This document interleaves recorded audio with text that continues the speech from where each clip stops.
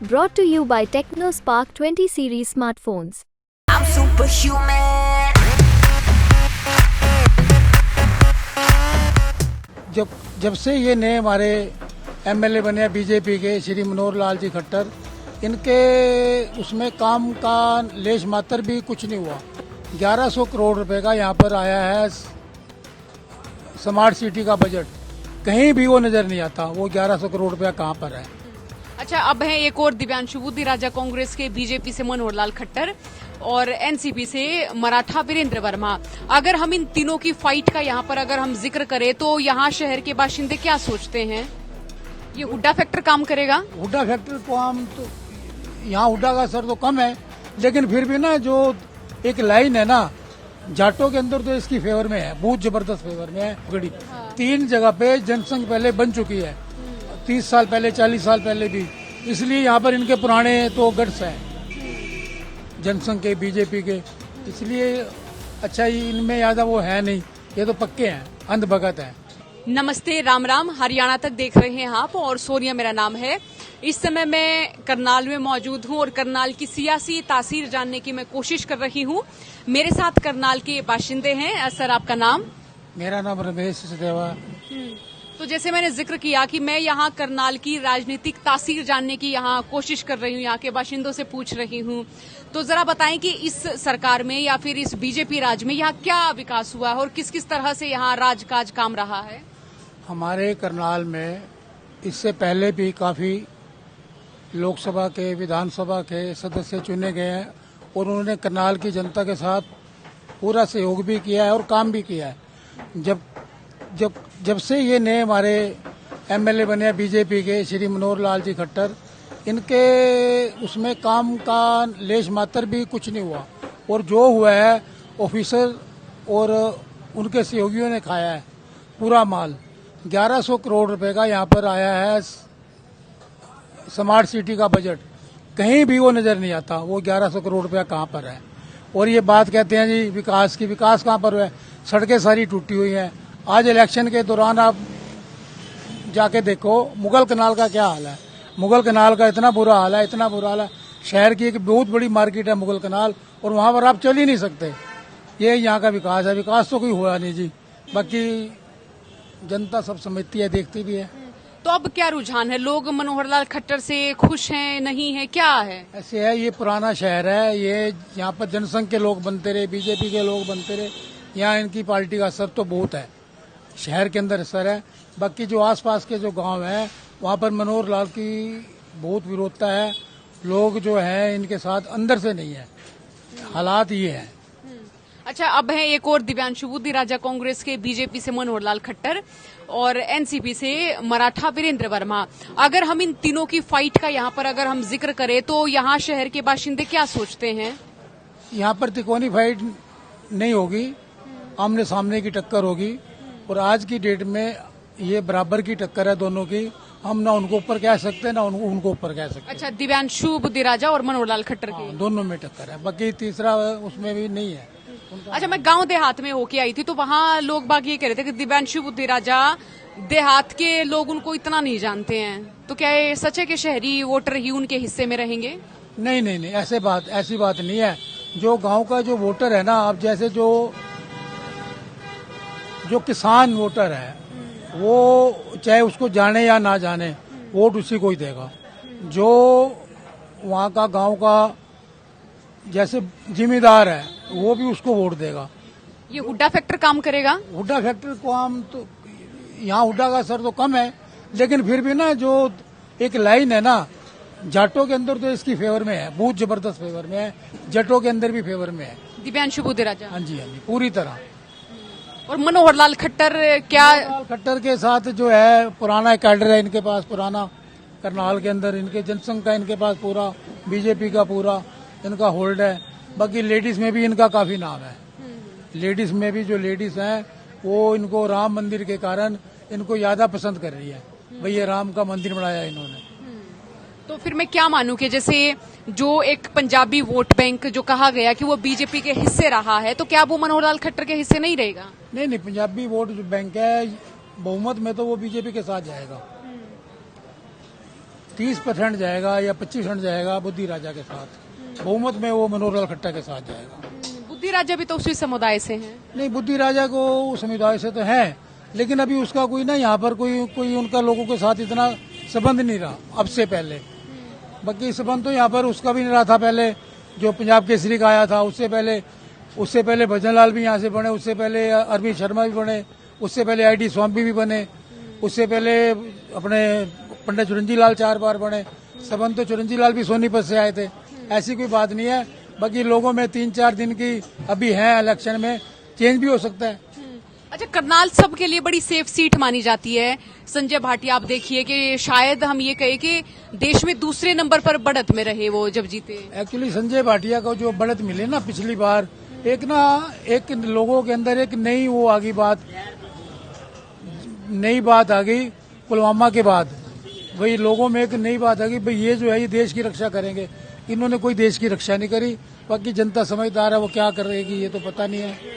तो मोदी फैक्टर नहीं काम करेगा आपकी बात? मोदी फैक्ट्री देखो यहाँ तो नजर नहीं आ रहा। मोदी फैक्टर, खट्टर फैक्ट्री भी कोई नजर नहीं आ रहा। सिर्फ यहाँ का क्यों पहले जो करनाल सीट है, पानीपत सीट है, अपना क्या नाम है, पानीपत, करनाल, नीलोखेड़ी, 3 जगह पे जनसंघ पहले बन चुकी है 30 साल पहले, 40 साल पहले भी। इसलिए यहाँ पर इनके पुराने तो गट्स हैं जनसंघ के, बीजेपी के। इसलिए अच्छा इनमें ज्यादा वो है नहीं, ये तो पक्के हैं, अंधभगत हैं, जिसके भी अंधभगत हैं। तो खट्टर साहब ने काम वाम को लेके क्या बोलते थे? खट्टर जी ने कोई काम नहीं किया करनाल की जनता के लिए, बल्कि बेरुखी अपनाई है करनाल के लोगों से। कोई इसके संबंध नहीं थे, चंद लोगों से इनके संबंध थे, उन्हीं के पास आते थे, उन्हीं को ही मिलते थे, और किसी को नहीं मिलते थे। नौकरियों में तो किसी को मिला ही नहीं, कुछ भी नहीं मिला करनाल में, तो कुछ भी नहीं मिला। ये कहते हैं हमने पर्ची बंद करी है, लेकिन पर्ची नौकरियां है कितनी? हरियाणा में नौकरियां हैं ही कितनी जो इन्होंने बांटी हैं। और यहाँ क्या कांग्रेस का कितना जनाधार रहा है? कांग्रेस फैक्टर क्या? कांग्रेस का बहुत जनाधार रहा है। यहाँ पर 3-4 बार अपने पंडित चिरंजी लाल बने हैं, 2 बार यहाँ पर अपने अरविंद शर्मा बने हैं, 1 बार भजन लाल बना है। उससे पहले भी यहाँ पर लोग कांग्रेस के बनते रहे हैं। ID स्वामी बीजेपी से बने हैं, वो तो कांग्रेस से नहीं बने, वो बीजेपी से बने। तो फिर हम ये कहें कि जब से नरेंद्र मोदी आए हैं तो तब से मोदी फैक्टर काम करेगा करनाल में भी? नहीं, ऐसी कोई बात नहीं है। जो यहाँ पर ना जो लोगों का और तरह का सिस्टम है। अब ये जैसे बुद्धि राजा के साथ हैं, हम देख रहे हैं आज के माहौल में, तो कोई बड़ी बात नहीं है, पलट भी जाए सारे लोग। ऐसा क्यों? लोगों में कोई इसने काम तो किया नहीं करनाल के लिए, कोई भी ना बीजेपी ने किया है, ना खट्टर ने किया है। कोई भी काम करनाल की जनता के लिए अपने वर्करों के अलावा किसी का कुछ नहीं किया। तो फिर खट्टर को अगर वोट मिलेंगे तो वो किस तरह के वोट मिलेंगे? किस तरह के? खट्टर को सिर्फ पार्टी के ही वोट मिलेंगे, और उनको आम जनता वोट नहीं देगी।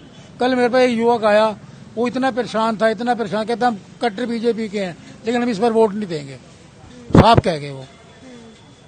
हालात तो ऐसे बता रहे हैं, बाकी आप घूम रहे हो, आपको ज्यादा पता। तो शहर के लोगों में वीरेंद्र मराठा को लेके कोई रुझान है? शहर में नहीं है उनका नाम। देखो असलियत में तो है नहीं, अब लोग कहें, लेकिन है नहीं कोई। मैं जैसे घूमी हूँ तो जो करनाल शहर का जो मिजाज है ना, उसमें मैं ये कहूँ कि मिली जुली प्रतिक्रियाएं मुझे मिली हैं। किसी ने बीजेपी को अच्छा बताया है, किसी ने कांग्रेस को अच्छा बताया है। तो एक मुश्त वोटर मुझे नहीं मिले कि जिन्होंने कहा कि हम हैं और बीजेपी के थे, बीजेपी के, ऐसा नहीं मिला कोई। देखो करनाल की जो लोकसभा सीट है ना, ये इसके अंदर नीलोखेड़ी भी आता है। अब तो खैर उसका नाम नीलोखेड़ी है, गरोंडा है, करनाल है, इंद्री है,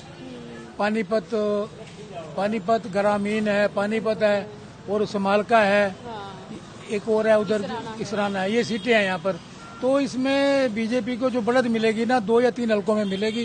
करनाल में कह लो, पानीपत में कह लो, बाकी कई हल्कों में बीजेपी को बढ़त नहीं मिलेगी, जो माहौल है। अब वो कितना यहाँ पर इसको पूरा कर पाती है पता नहीं है। इस बढ़त को कांग्रेस वाले कितना काटते हैं पता नहीं है।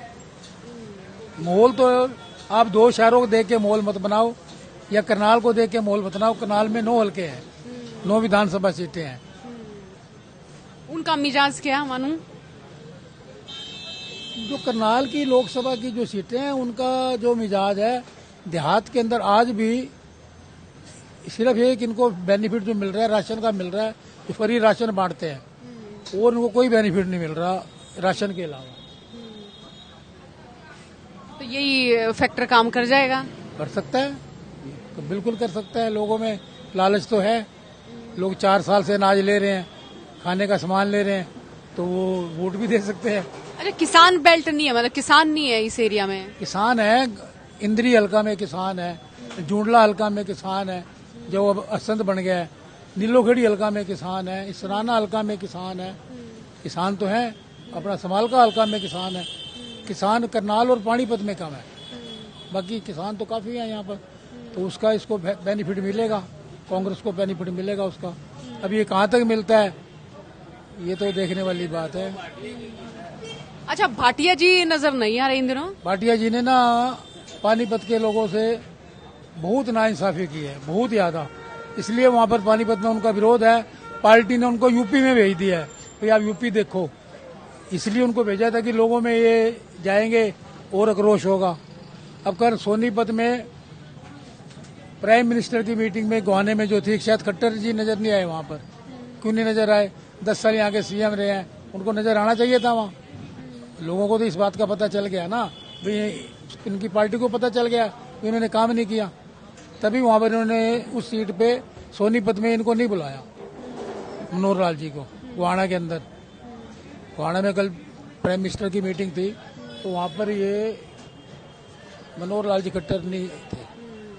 तो ऐसे तो बोलते कि मोदी जी खट्टर जी साथ रहे हैं, मित्र हैं। अब ये जनसंघ वाले तो देखो जी पुराने हैं, बीजेपी वाले पुराने हैं, क्या कह सकते हैं इनके बारे में।